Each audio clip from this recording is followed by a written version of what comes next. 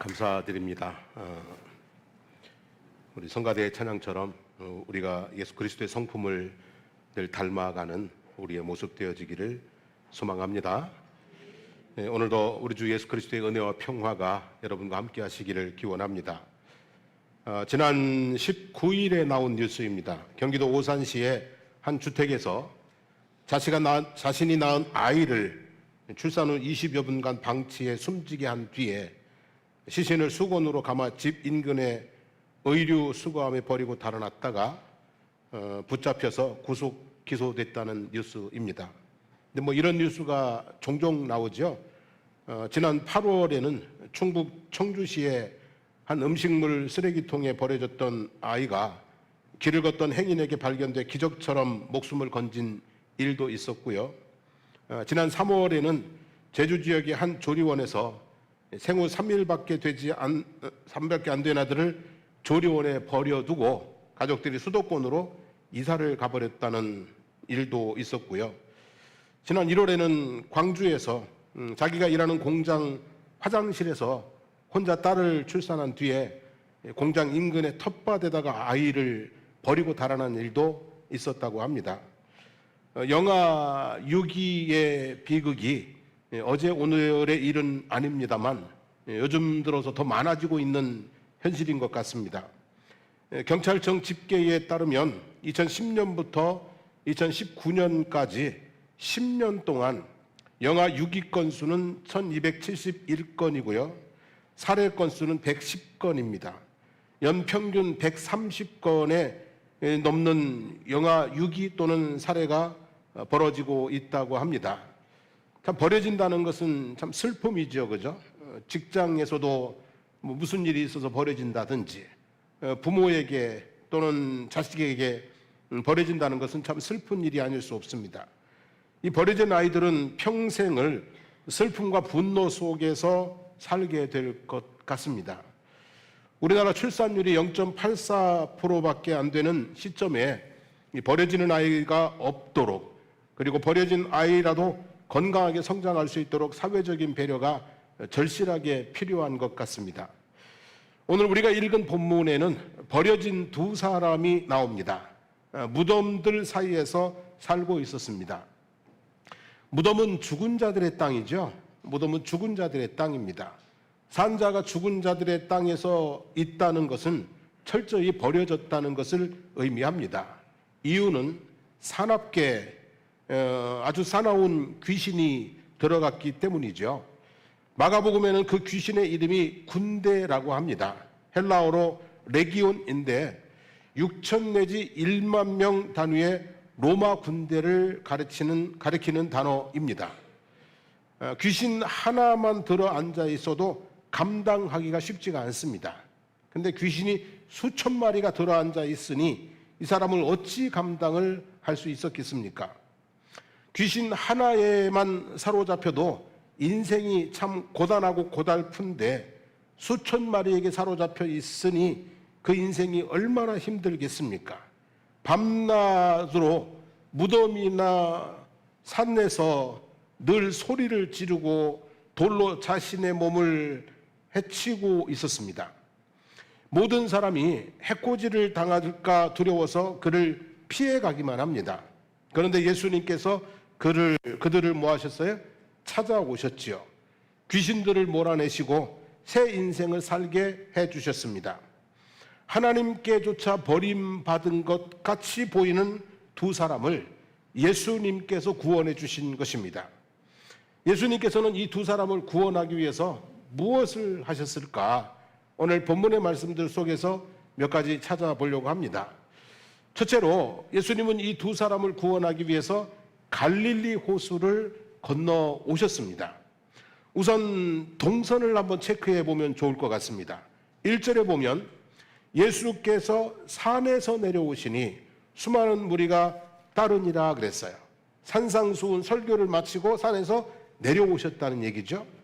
5절에 예수께서 가버나움에 들어가시니 그랬어요.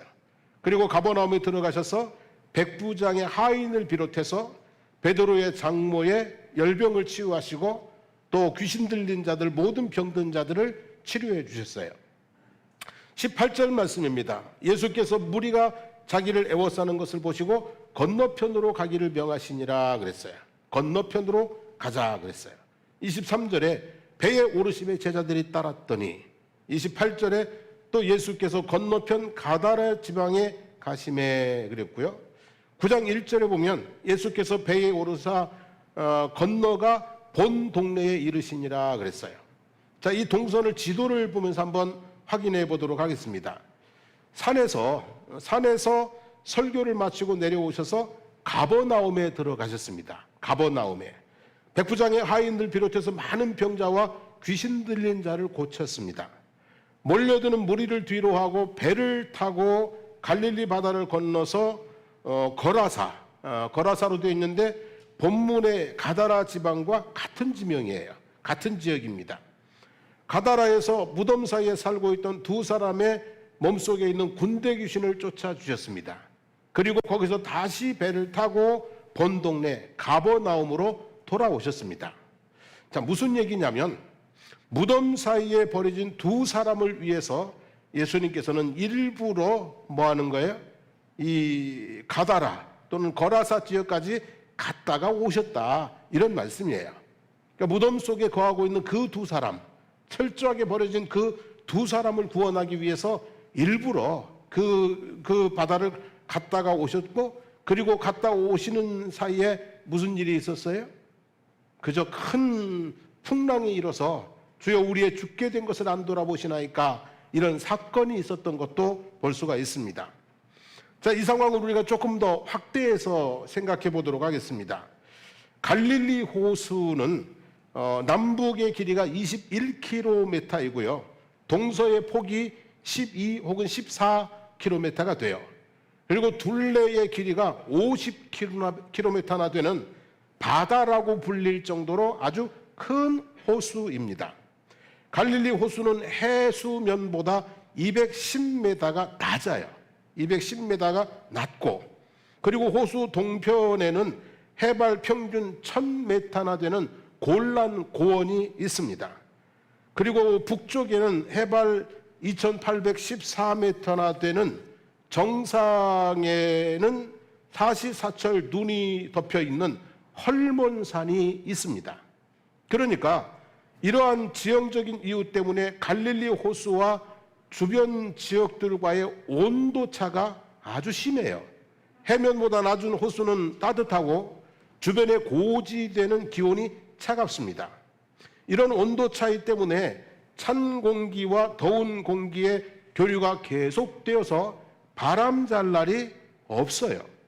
잔잔하던 호수에 갑자기 거센 바람이 불면서 물결이 거칠어지고 큰 파도가 치는 일이 흔히 있는 일이고, 하루의 기온이 바뀌는 저녁쯤이면 어김없이 찬바람이 불어서 풍랑이 일어나는데, 심할 때는 마치 물기둥이 몰려오는 것처럼 보일 정도의 큰 풍랑이 일기도 한다고 합니다.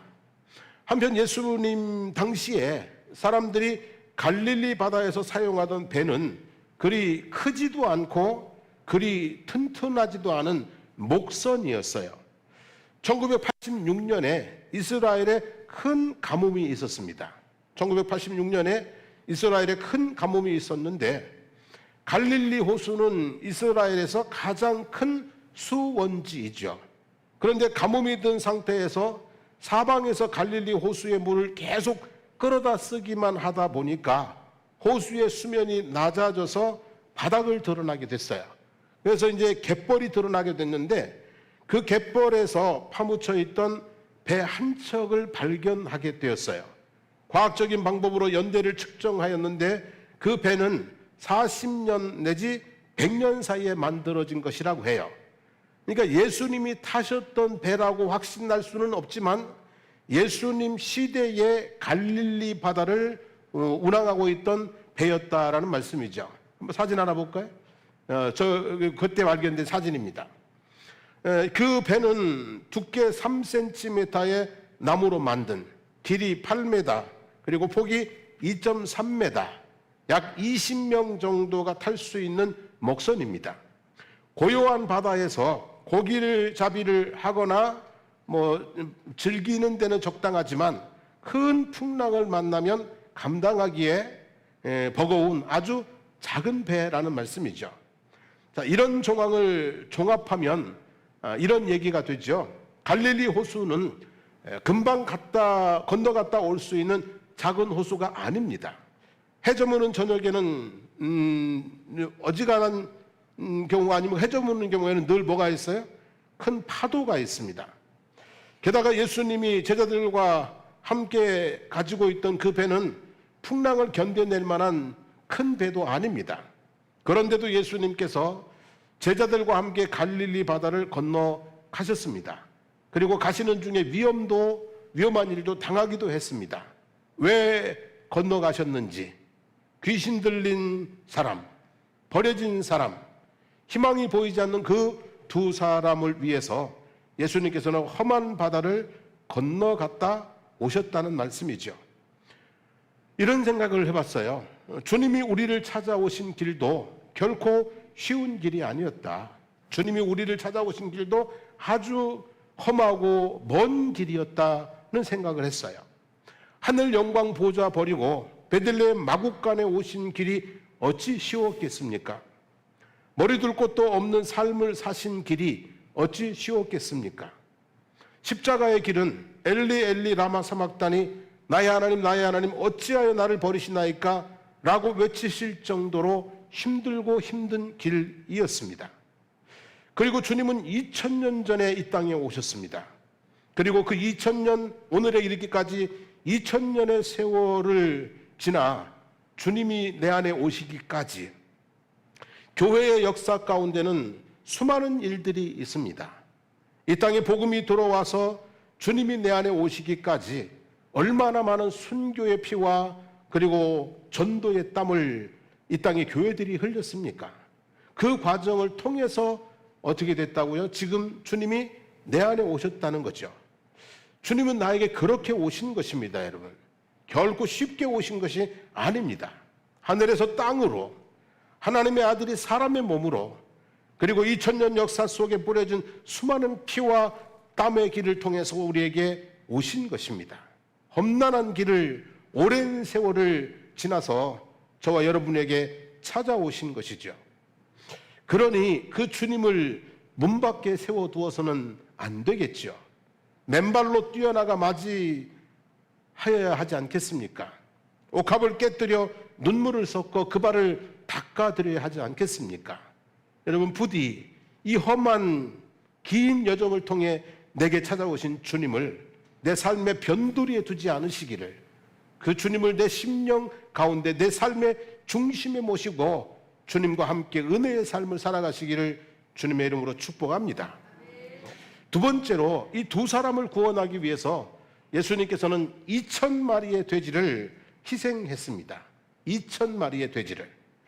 예수님께서 풍랑을 뚫고 가다라 지방에 도착하셨습니다.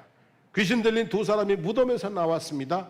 예수님을 보더니 놀래서 소리 지릅니다. 29절 말씀입니다.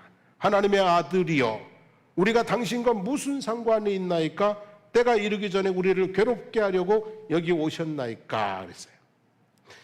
우리가 당신과 무슨 상관이 있나이까? 그래요. 여러분, 예수님과 그 군대 귀신과 상관이 있습니까? 없습니까?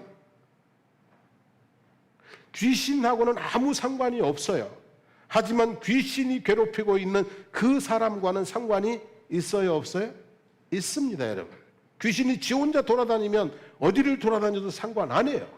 하지만 하나님의 백성 그 영혼 속에 들어가서 그를 괴롭게 하고 있으니 상관이 있는 것이죠.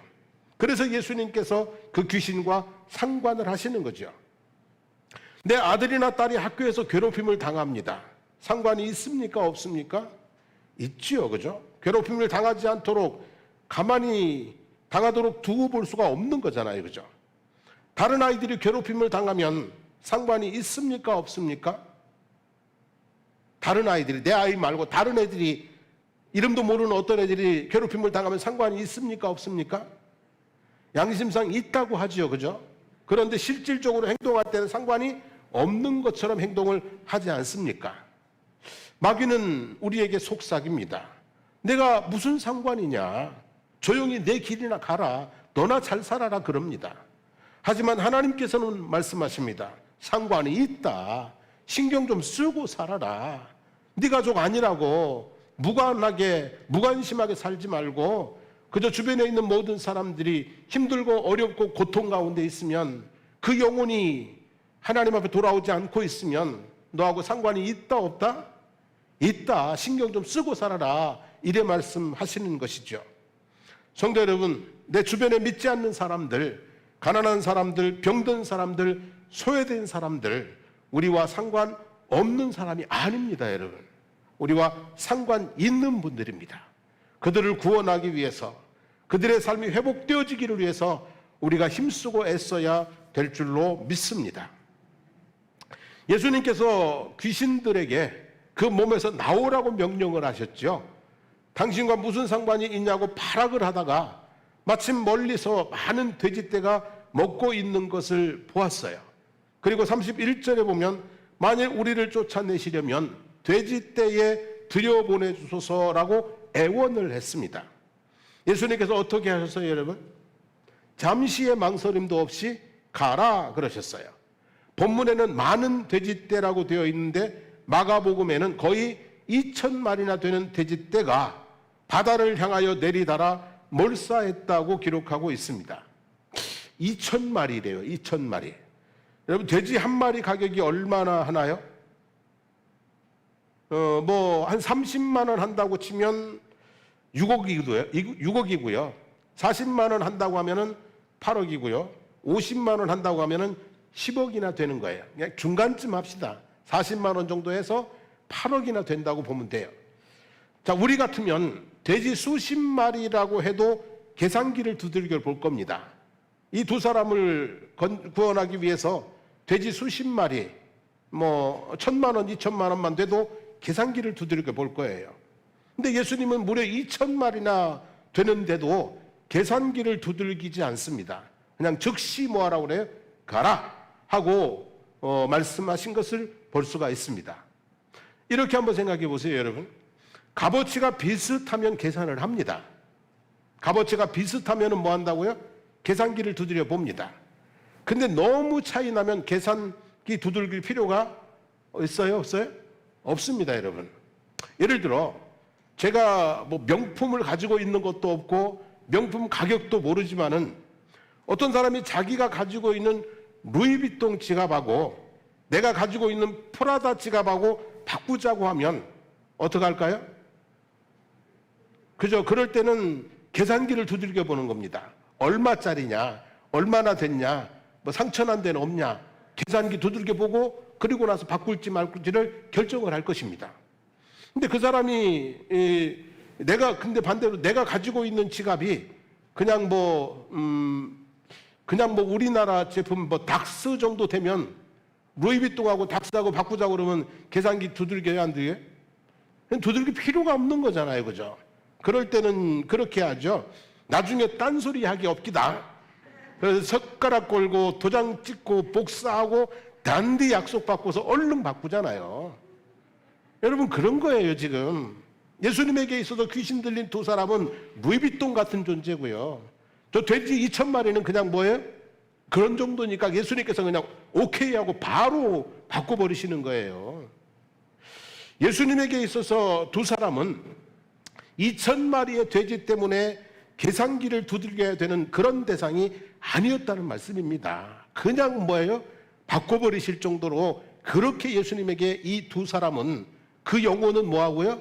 소중하고 값어치 있고 값어치 있었다는 말씀이지요. 예수님에게 있어서 우리의 생명은 천하보다 귀한 것인 줄로 믿습니다. 우리 한 분 한 분은 천하보다 귀한 존재들입니다. 예수님에게 천하보다 귀한 것이 두 개가 있습니다. 자기 생명과도 바꿀 수 있는 두 개가 있습니다. 하나는 뭐냐면 하나님입니다. 하나님. 예수님에게는 하나님이 뭐보다 귀해요? 천하보다 귀합니다. 마귀가 높은 산으로 데리고 가서 천하만국을 보여주며 내게 엎드려 경배하면 이 모든 것을 내게 주리라고 했어요. 그때 예수님께서 단호하게 말씀하시죠. 사탄아 물러가라. 주 너희 하나님을 경배하라 그러셨잖아요. 예수님에게 있어서 하나님은 세상 모든 것과도 비교할 수 없는, 자기의 목숨과도 비교할 수 없는 분이었죠. 그죠? 또 하나는 사람의 영혼입니다. 인간을 죄와 저주와 사망에서 구원하기 위해서 예수님은 십자가에 달려서 뭐 하셨어요? 죽으셨잖아요. 죽으시고 그리고 지옥에까지 내려갔다 오셨어요. 영어로 된 사도신경에 보면 into the hell, 지옥에까지 갔다 오셨다고 합니다. 그만큼 예수님에게 있어서 하나님과 그리고 우리 한 사람 한 사람의 생명이 뭐보다 귀하다고요? 천하보다, 목숨보다 귀한 것이다는 말씀이죠. 솔로몬이 왕이 되고 나서 1000번제를 하나님 앞에 드렸어요. 왕이 되게 하신 하나님의 은혜가 1000마리의 양보다 뭐하다고요? 크다는 거지요. 솔로몬이 성전을 건축하고 백성들과 함께 하나님께 희생 제물을 드렸어요. 소가 22,000마리였고요. 양은 12만 마리였어요. 하나님께서 이스라엘 백성들에게 성전을 허락하신 것이 소 22,000마리와 양 12만 마리보다 더 뭐하다고요? 크다. 그거를 깨닫고 그래서 하나님 앞에 이 귀한 헌신을 할 수 있는 것이죠. 성도 여러분, 하나님이 우리에게 주신 은혜가 얼마나 큰지를 깨닫게 되기를 원합니다. 그래서 우리가 하나님 앞에 나오는 시간이 아깝지 않고 하나님 앞에 쏟는 땀과 눈물이 아깝지 않고 하나님 앞에 드리는 제물이 헌금이 아깝지 않은 그저 부족할 뿐인 그런 은혜와 감동으로 신앙생활을 하시게 되기를 주의 이름으로 축복합니다. 세상 부귀 영화 때문에 부디 성도 여러분, 세상의 부귀 영화와 즐거움 때문에 하나님을 밀어내고 살지 않기를. 우리 그런 경우 많이 있잖아요. 세상 즐거움 때문에 하나님 밀어내고 세상 부귀 영화 때문에 하나님 자꾸 밀어내고 살아가는 경우가 얼마나 많습니까? 그리 살지 아니하시기를 부탁을 드립니다. 재물 때문에 영혼을 지옥으로 밀어넣는 일은 절대로 하지 않아야 되겠지요. 하나님과 사람의 영혼은 세상 어떤 것과도 비교 불가라는 신앙적 가치관을 확립하고 살아가시게 되기를 축복합니다. 세 번째로 예수님은 이 두 사람을 위해서 가다라 모든 사람에게 배척을 당하셨습니다. 갑자기 2,000마리의 돼지떼가 물에 빠져 몰사했습니다. 돼지를 치던 자들이 놀라서 동네에 들어가서 그 사정을 이야기를 했습니다. 동네 사람들이 어떻게 된 일인가 확인하기 위해서 몰려왔습니다. 보니까 귀신 들렸던 사람들은 차분히 조용히 언제 그랬느냐지 그러고 있고요. 그리고 바다에는 죽은 돼지떼들이 둥둥둥둥 떠 있는 상황이었습니다. 그 상황을 보고 동네 사람들이 예수님에게 말씀했죠. 34절입니다. 온 시내가 예수를 만나려고 나가서 보고 그 지방에서 뭐 하시기를? 떠나시기를 간구하더라 그랬어요. 두 사람 구원하고 모든 사람에게 배척당하신 것입니다. 하나님의 아들이 인간들에게 배척당하신 것이고요. 유대인이신 예수님이 이방인들에게 배척당하신 것이고요. 군대 귀신을 쫓아낼 수 있는 능력을 가지신 주님이 그 귀신을 제어도 못하는 사람에게 배척당하신 것이고요. 하늘의 지혜를 가지신 분이 무지한 사람들에게 배척당하신 것입니다. 왜? 무엇 때문에? 누구를 위해서 이런 대접을 받으십니까, 여러분?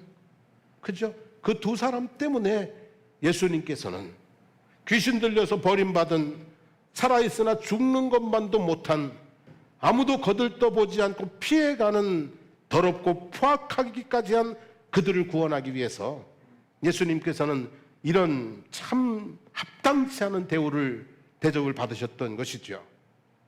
성도 여러분, 우리는 주님의 가치관으로 나와 이웃을 볼 수 있어야 됩니다.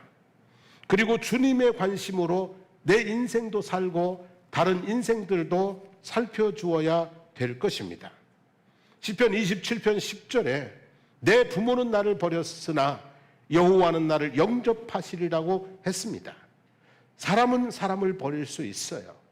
하지만 하나님은 우리를 결코 뭐하지 않는다고요? 버리지 않으십니다, 여러분. 결코 버리지 않으십니다. 아주 힘들게 찾아오시고 목숨보다 귀하게 붙드시고 또 새로운 은혜의 길로 인도해 주실 줄로 믿습니다. 혹시 지금 많이 힘들고 어려워도 하나님이 나를 버리셨다고 생각하지 않으시기를 원합니다. 하나님 앞에 나아가셔서 하나님의 손을 붙잡고 새 인생길 열어가는 놀라운 은혜를 경험하게 되기를 축복합니다. 그리고 우리가 주님만큼은 못해도 주님의 마음을 헤아려서 사람을 버리지 않는, 영혼들을 버려두지 않는 그런 노력을 우리가 해야 될 줄로 믿습니다. 주님은 하늘 영광 보좌를 버리고 오셨는데 우리가 영광의 보좌를 차지하겠다고 욕심 부리면 그 마음이 교만한 마음이 아니고 무엇이 있습니까? 주님은 죽음의 위협을 무릅쓰고 갈릴리 바다를 건너 버려진 사람들을 찾아가셨는데 우리는 부끄러움을 무릅쓰고 찾아온 사람들을 인간적인 잣대로 판단하고 멸시해서 밀어내버린다면 주님을 대적하는 것이 아니고 무엇이겠습니까? 주님은 모든 관심이 버려진 한 영혼에게 있어서 2,000마리의 돼지떼를 아낌없이 희생하셨는데 교회가 재물에 집착하고 있다면 그게 타락한 것이 아니고 무엇이겠습니까? 주님의 모든 관심이 버려진 한 영혼에게 있었던 것처럼 우리 교회와 성도들의 관심도 버려진 영혼들에게 관심을 가지게 되기를 원합니다. 그저 버려두지 마시고 그들을 어떻게 해요? 하나님 품에 돌아올 수 있도록, 하나님의 은혜 안에서 새로운 삶을 살아갈 수 있도록 주님만큼은 못돼도 주님 흉내라도 내면서 우리가 살아가는 것이, 그것이 뭡니까? 사명의 삶인 줄로 믿습니다. 오늘 말씀 두 가지만 기억하기를 원합니다. 하나님은 결코 저와 여러분들을 뭐하지 않는다고요? 버리지 않으십니다. 아주 힘들고 오랜 세월을 목숨을 내어주면서까지 저와 여러분들을 구원해 주신 분입니다. 그리고 우리는 주님의 마음을 가지고 우리가 좀 더 많은 영혼들에게 버려두지 마시고 그들을 손잡아주고 이끌어주는 사명을 살아가기를 소원합니다. 우리 함께 찬양하고 기도하겠습니다.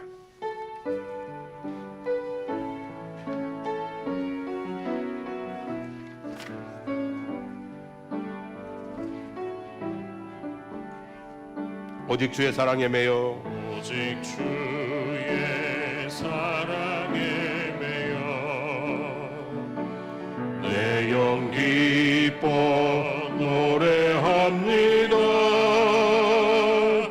이 소망의 언덕 기쁨의 땅에서 주께 사랑드립니다. 주의 임재 안에 갇혀 내 영 기뻐 찬양합니다. 이 소명의 언덕 거룩한 땅에서 주께 경배드립니다. 주께서 주신 모든 은혜 나는 말할 수 없네. 내 영혼 즐거이 주 따르렵니다. 주께 내 삶 드립니다. 다시 한번 오직 주의 사랑에 매여, 오직 주의 사랑에 매여 내 영 기뻐 노래합니다. 이 소망의 언덕 기쁨의 땅에서 주께 사랑드립니다. 오직 주의 임재 안에 갇혀 내 영 기뻐 찬양합니다. 이 소명 거룩한 땅에서 주께 경배드립니다. 주께서 주신 모든 은혜, 주께서 주신 모든 은혜, 나는 말할 수 없네. 내 영혼 즐거이 주 따르렵니다.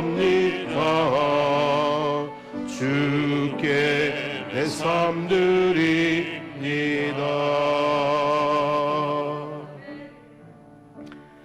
주님께서 우리에게 오신 길은 참 멀고 험한 길이었습니다. 하늘 영광 보좌를 출발해서 십자가 갈보리 산을 거쳐서 2000년의 역사의 흐름을 통해서 우리에게 오신 주님이십니다. 주님을 내 삶의 중심에 기쁘고 즐겁게 영접하며 살아가기를 고백하기를 원합니다.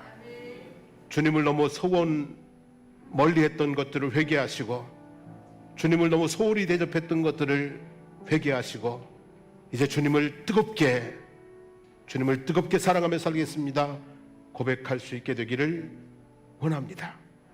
주님께서 우리를 얼마나 사랑하시는지를 우리가 깨달아 알고 늘 영적인 자긍심을 가지고 거룩한 자존감을 가지고 살아갈 수 있게 되기를 원합니다. 우리 버려진 사람들, 그들은 우리의 관심의 대상인 것을 알고 오늘 하나님 그들을 돌보겠습니다, 살피겠습니다, 약속의 기도도 드렸으면 좋겠습니다. 우리 주여 한번 부르고 말씀 따라서 통성기도 하겠습니다. 주여, 살아계신 우리 하나님 아버지, 고맙습니다. 감사합니다. 주님이 내게 오신 길이 얼마나 멀고 험한 길이었는지를, 얼마나 우리를 사랑하신 길이었는지를 우리가 다시 깨닫게 해주시기를 원합니다. 하늘 영광 보좌를 떠나서 갈보리 십자가에서 피와 땀을 눈물을 쏟으시고 2000년의 아버지는 긴 세월 가운데 하나님 아버지 저희들을 찾아오신 우리 주님, 그 주님을 아버지 하나님 내 삶의 중심에 모시게 도와주옵소서. 그 주님 앞에 옥합을 깨뜨려 눈물을 뿌려 그 발을 씻을 수 있는 그런 아버지 하나님 깊은 은혜가, 깊은 아버지 하나님 사랑이 주님 저희들에게 넘쳐날 수 있도록 인도해 주시기를 주님 간절히 바라옵고 원합니다. 세상 무엇과도 바꿀 수 없는 그 마음으로 저희를 사랑하시는 하나님의 마음, 주님의 마음을 우리가 알게 도와주시옵소서. 그래서 하나님 아버지, 그 하나님의 사랑 때문에 세상 아무리 힘들고 어려운 일이 있을지라도 낙심하고 좌절하고 아버지 열등하게 살지 않게 도와주시옵시고, 거룩한 자존심을 가지고 아버지 하나님 긍정하며 소망하며 저와 동행하며 살아갈 수 있는 저희들 되게 도와주시기를 원합니다.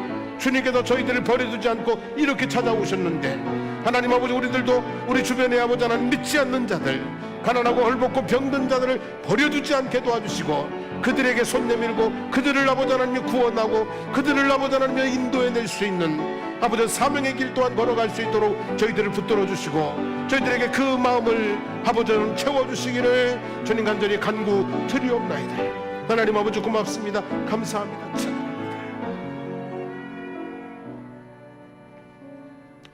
하나님, 저희들이 주님이 내게 오시기까지 얼마나 힘드셨는지, 얼마나 오랜 세월을 기다리셨는지 모르고 살았습니다.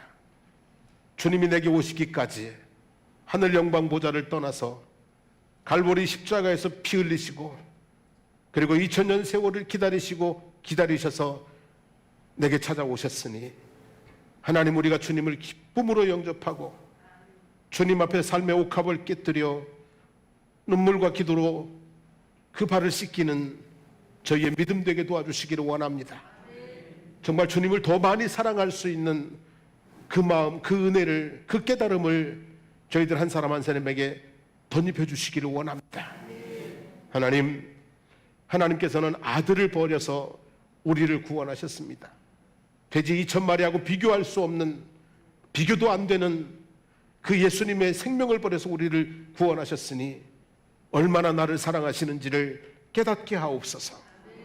세상의 아버지 하나님 부족함 때문에, 세상의 어려움 때문에, 세상의 사람들 때문에 하나님 열등감 갖지 않게 도와주소서. 버림받았다고 생각하지 않게 도와주소서. 하나님 거룩한 자존심을 가지고 하나님 앞에 늘 감사하며 힘있게 살아갈 수 있도록 붙들어 주시기를 간절히 기도드립니다. 이제 하나님 아버지, 우리가 주님의 마음을 본받아서 아버지 주변에 있는 믿지 않는 사람들, 가난한 사람들, 병든 사람들, 아버지 삶의 어두움 속에 빠져 있는 사람들 버려두지 않게 도와주시고, 우리가 그들을 찾아가서 그들을 아버지 구원하고 그들을 세우는 일을, 사명을 감당하며 살아갈 수 있도록 저희들에게 성령의 능력을 부어주시기를 간절히 간구드리옵나이다. 하나님, 오늘 머리 숙인 우리 모두를 찾아오신 주님께 감사를 드리나이다. 주님과 함께 새 인생 멋지게 올 한 해 동안 살아낼 수 있도록 은총 베풀어 주시옵소서. 오늘도 주 예수 그리스도의 이름으로 선포합니다. 나사렛 예수 그리스도의 이름으로 명하노니 모든 악한 영들은 떠나갈지어다. 심령을 괴롭히고 삶을 어지럽게 하고 병들고 아프고 낙심하게 하는 모든 악한 영들은 떠나갈지어다. 성령께서 임재하시고 성령께서 충만하게 하셔서 거룩한 평화와 기쁨과 감동이 있는 삶을 살 수 있도록 도와주시기를 간절히 간구드리옵나이다. 이제는 우리 주 예수 그리스도의 한없는 은혜와 하나님 우리 아버지의 영원 무하신 사랑하심과 성령님의 충만 교통케 하시는 귀한 역사가 이제 오늘 말씀을 따라서 주님을 내 삶의 중심에 기꺼이 즐겁게 모시고, 그리고 하나님 거룩한 자존감을 가지고 거룩한 사명을 감당하며 살아가기를 다짐하는 성도들 머리머리 위에 삶의 모든 걸음들 가운데, 그 가정과 가족들 가운데, 그리고 하나님 우리 장성복교회와 거제지역과 이 나라와 민족 위에 이제부터 영원토록 함께 하시기를 축원하옵나이다. 아멘.